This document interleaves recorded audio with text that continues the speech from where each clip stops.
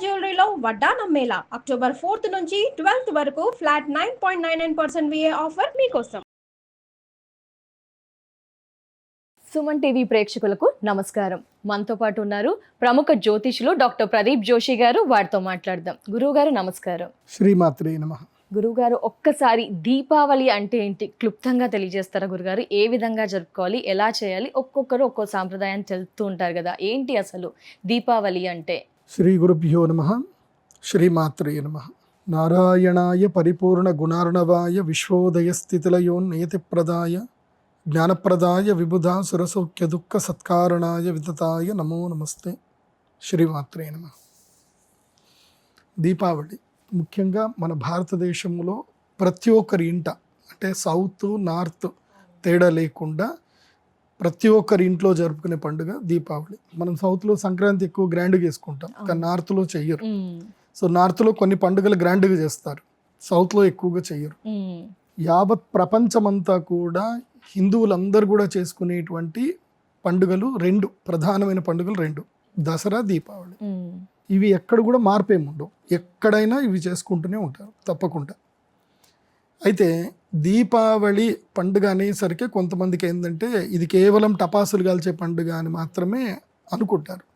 ఎందుకోసం అంటే మన బ్రెయిన్, మన యొక్క నాలెడ్జ్ అక్కడి వరకే లిమిట్ అయ్యి ఉంటుంది. మనం ఏం కొత్తగా తెలుసుకోవడానికి ట్రై చేయం. మనం తెలుసుకోవడానికి ట్రై చేస్తే అన్నీ బాగుంటాయి, కాకపోతే ఏంటంటే ఏం తెలుసుకోకుండా ఆ దీపావళి అనేసరికి టపాసులు కాల్చారు. ఎందుకోసం అంటే మనం చిన్నప్పుడు టపాసులు కాల్చాం కాబట్టి. దీపావళి పండుగ అంటే ఇది కాంతుల పండుగ, వెలుగులు చిమ్మేటువంటి పండుగ, సెలబ్రేషన్ చేసుకునేటువంటి పండుగ. చాలామంది దీపావళి అనేసరికి ఒక ఆలోచన వస్తుంది, ఏంటంటే రాముల వారు దసరా అంటే ఆ సమయం లోపల ఎవరినైతే రావణాసురుణ్ణి చంపాడు, వధించారు కాబట్టి దసరా తర్వాత అక్కడి నుంచి ఇక్కడికి ఇండియాకి రావడానికి 12 రోజులు పట్టింది. ఆ 12 రోజుల తర్వాత అయోధ్యకి ఎంటర్ అయ్యారు, అప్పుడు దీపావళి చేసుకున్నారు. కాబట్టి ఇది దీపావళి పండుగ అక్కడికి స్టార్ట్ అయింది అనుకుంటారు. అది కూడా రాంగే. రాముల వారు వచ్చింది కరెక్టే, వాళ్ళు దీపావళి చేసుకుంది కరెక్టే, కాకపోతే అక్కడ దీపావళి పండుగ ఉంది కాబట్టి దీపావళి చేసుకున్నారు. అందులోపల రాముల వారు వచ్చినటువంటి ఆనందం ఒకటి దాంట్లో యాడ్ ఆన్ అయ్యింది. అయితే అనాది ఆద్యంతమైనటువంటి ఈ యొక్క విశ్వమైనటువంటి ప్రపంచం లోపల మొట్టమొదటిగా మనకు వచ్చిన పండుగ ఏమిటంటే దీపావళి. పండుగల్లో మొట్టమొదటి పండుగ దీపావళి. దీపావళి ఎందుకు మొట్టమొదటి పండుగ, అందరూ ఎందుకు చేయగలుగుతున్నారు అంటే అర్థం ఏమిటంటే, పూర్వకాలము దేవతలకి అలక్ష్మి అనేది వచ్చింది. దూర్వాస మహర్షి శాపం పెడతాడు. అంటే ఇంద్రుడికి అమ్మవారి యొక్క పూలమాలను తీసుకొచ్చి ఇస్తే ఇంద్రుడు ఏం చేశాడు అంటే ఆ పూలమాలని నమస్కరించాడు, తాను వేసుకొని తర్వాత తీసి తన ఐరావతానికి వేశాడు. ఐరావతం ఏం చేసింది, ఆ పువ్వుల్ని తీసి కిందికి విసిరిగొట్టింది. ఈ పరిణామాన్ని మొత్తం చూసినటువంటి దూర్వాస మహర్షి కోపముతో, ఏ లక్ష్మినైతే మీరు చూసుకొని ఇంత విర్రవిగుతున్నారో మీకు ఆ లక్ష్మి అనుగ్రహం లేకపోవును గాక, మీకు అలక్ష్మి అగును గాక అని శాపం పెట్టాడు. దానివల్ల శ్రీ మహావిష్ణువు దగ్గర ఉండేటువంటి ఆ మహాలక్ష్మీదేవి అంతర్ధానమైపోతుంది. అంతర్ధానమైపోయి ఆ మహాలక్ష్మి మణిద్వీపంలోకి వెళ్ళిపోతుంది. ఎందుకోసం? ఋషి శాపం కాబట్టి. ఋషి శాపం ఏదైనా ఫలించాల్సిందే. అది కూడా ఏంటంటే లోక కళ్యాణం గురించి జరిగింది. అప్పుడు అలక్ష్మి అని అనేసరికి ఏం చేయాలి, లక్ష్మీదేవి లేదు, లక్ష్మీ అమ్మవారి అనుగ్రహం కావాలంటే ఏం చేయాలని చెప్పి అందరూ కలిసి శ్రీ మహావిష్ణువు దగ్గరికి వెళతారు. బ్రహ్మాది దేవతలందరూ కూడా కలిసి.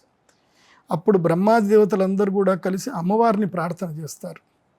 అప్పుడు ప్రార్థన చేస్తే అప్పుడు అమ్మవారు ఏం చెప్తుంది అని అంటే, పాల సముద్రాన్ని చిలకండి అని చెప్పి ఆకాశవాణి నుంచి అనుజ్ఞ వస్తుంది. అప్పుడు బ్రహ్మ విష్ణు మహేశ్వరులు మొదలు అందరూ కూడా వచ్చి, దేవతలందరూ కూడా వచ్చి ఇది క్షీరసాగర మథనం చేయడానికి సిద్ధమవుతారు. అప్పుడు రాక్షసులు కూడా ఇందులోపల తోడవుతారు, భాగస్వాములు అవుతారు. ఎందుకోసమంటే క్షీరసాగరములో మంధర అనేటువంటి పర్వతాన్ని వేసి వాసుకి అనేటువంటి సర్పమును పెట్టి చిలుకుతారు. ఆ మందర పర్వతం మునగకుండా ఉండడానికి శ్రీ మహావిష్ణువే కూర్మావతారాన్ని ఎత్తి మందర పర్వతాన్ని కింది నుంచి పట్టుకుంటారు. అప్పుడు దేవతలేమో తోక వైపు, రాక్షసులేమో తలవైపు ఉంటారు. వీళ్ళు చిలకగా దాంట్లో నుంచి మనకి సురభి కామధేనువు, తర్వాత సుర అంటే ఏదైతే తాటికల్లు నుంచి వచ్చేటువంటిది ఏదైతే ఉంటుందో దాన్ని సుర అంటారు.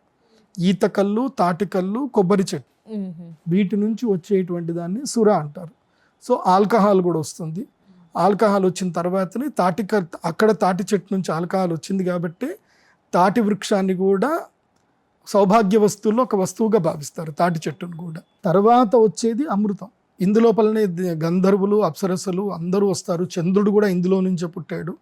తర్వాత పుట్టినది శ్రీ మహాలక్ష్మీదేవి అమ్మవారు. ఆ తర్వాత వచ్చినటువంటిది ధన్వంతరి. అమృతాన్ని చేతిలో తీసుకొని ధన్వంతరి పరమాత్ముడు ఆవిర్భవిస్తాడు. అది ఆవిర్భవించినటువంటి రోజే ధనత్రయోదశి. ఆ త్రయోదశి రోజు వాళ్ళకి అమృతం దొరికింది కాబట్టి, త్రయోదశి రోజు సింహలగ్నము లోపల అమృతం దొరికింది కాబట్టి, అమృతాన్ని వాళ్ళు ఆస్వాదించారు కాబట్టి దేవతలకి ఆనందం కలిగింది.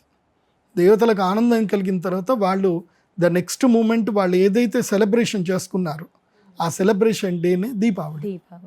అప్పుడు దేవతలందరూ కూడా కాంతులు విరజిమ్ముతూ ఆ జగన్మాత అయినటువంటి అమ్మవారిని ప్రార్థన చేస్తూ ఆ అమ్మవారికి ఈ యొక్క కాంతులు వాళ్ళందరూ నివేదన చేశారు, సెలబ్రేషన్ చేశారు, తారాజువ్వలు వేసి సెలబ్రేషన్ చేశారు.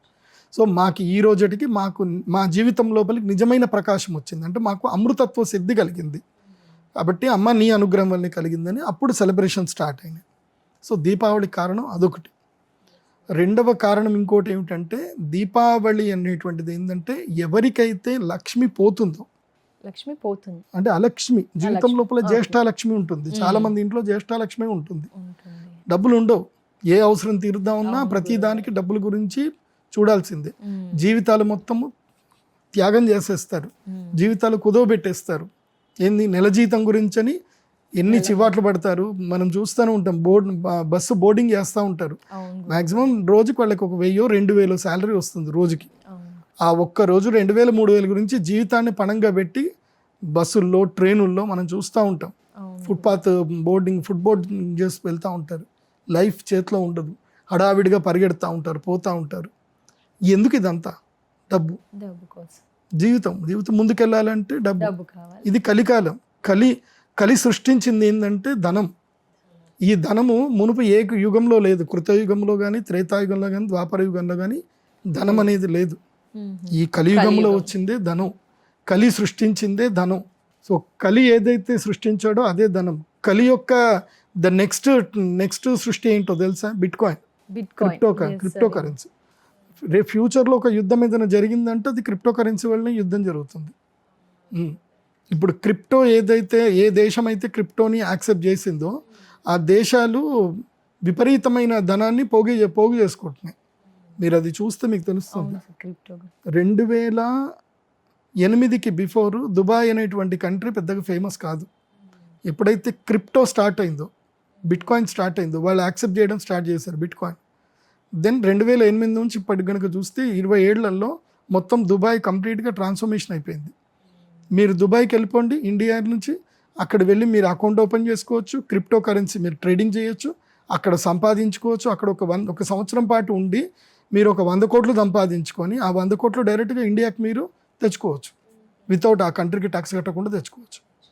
సో దీనివల్ల ఏమవుతుందంటే నిజాయితీగా భారతదేశంలో ఉండి సంపాదించుకునే వాడికి పెద్దగా ప్రయోజనం ఏమి ఉండదు. వాడిని యూస్ అనుకుంటాడు, నేను కూడా అక్కడ పోయి సంపాదించుకుంటూ అయిపోతుంది కదా. అంటే కష్టపడేటువంటి వాడు ఫ్యూచర్లో ఏంటంటే బాధపడతాడు, నేను ఈ కష్టపడి వేస్ట్, క్రైమ్ చేస్తేనే కరెక్ట్ అన్న ఆలోచన ఇప్పటికే వచ్చేసింది గురువు గారు కొంతవరకు. సో క్రైమ్ చేయడం కరెక్ట్ అన్న భావనకు వస్తారు. అదే కలి ప్రభావం. ఆ కలి ప్రభావం మన మీద పడకూడదు. మనకి నిజమైన లక్ష్మీ అనుగ్రహం సిద్ధించాలి. ధనం లక్ష్మీ అనుగ్రహం అనుకుంటారు అందరూ. ధనము లక్ష్మీ అనుగ్రహమే. ధనం అంటే ఏమిటి అంటే మనల్ని ఆనందపరిచేది, మన యొక్క జీవితంలో ఆరోగ్యాన్ని సుస్థిరపరిచేది, మన కుటుంబాన్ని సుస్థిరపరిచేది, అది ధనం. మనల్ని అలజడిపరిచేది, మనకి అనారోగ్యాన్ని ఇచ్చేది, మనల్ని సుఖాల వైపు పంపించేది అది ధనం కాదు. అది ధనం కాదు. మనకి ఏదైతే జ్ఞానము మోక్షము సిద్ధింపజేస్తుందో అది మనకు ధనం.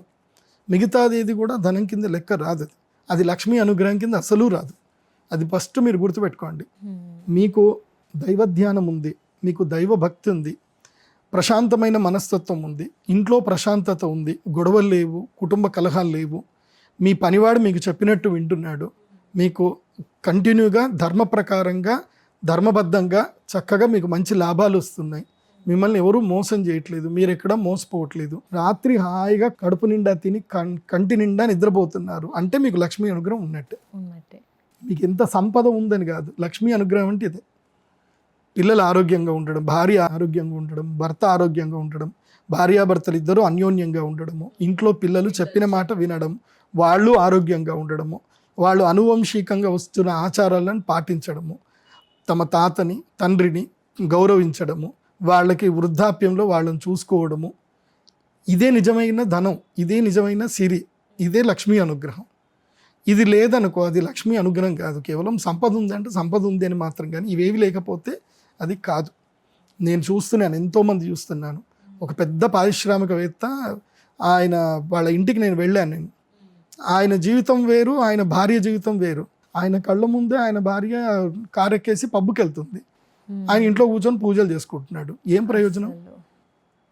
అటు పబ్బులో ఆమె తిరుగుతూ ఉంది, ఆమె పబ్బులు గిబ్బులు అన్నీ తిరుగుతూ ఉంటుంది, ఈయనేమో ఇక్కడ చేస్తున్నారు. అండర్స్టాండింగ్ ఏం లేదు. వాళ్ళ ఆస్తుల పర్పస్ ఆమె అంతే, ఆస్తులు ఆమె పేరు మీద పెట్టాడు కాబట్టి ఆమెను ఏం అనడు. సో అక్కడ లక్ష్మీ కటాక్షం లేనట్టు కాదు, అది లక్ష్మీ కటాక్షం కాదు. డబ్బు ఉంది, వీళ్ళు ఫినాన్షియల్ గా బాగున్నారు అని బయట చూపించుకోవడానికి తప్ప వాళ్ళకి ఇంటర్నల్ సాటిస్ఫాక్షన్ లేదు. గుడిసెలో ఉన్నా సరే నువ్వు కడుపు నిండా అన్నం తింటున్నావు, ప్రశాంతంగా పడుకుంటున్నావు, భార్యాభర్తల మధ్యన అన్యోన్యత ఉంది, వాళ్ళకి లక్ష్మీ అనుగ్రహం ఉన్నట్టే. వాళ్ళకి ఎప్పుడో ఒకరోజు వాళ్ళకి సంపద వస్తుంది, గ్యారంటీగా వస్తుంది. ధన్యవాదాలు గురువు గారు, విలువైన సమయాన్ని కేటాయించారు, చాలా విలువైన సమాచారం కూడా అందించారు. నమస్కారం గురుగారు, ధన్యవాదాలు. శ్రీమాత్రే నమః.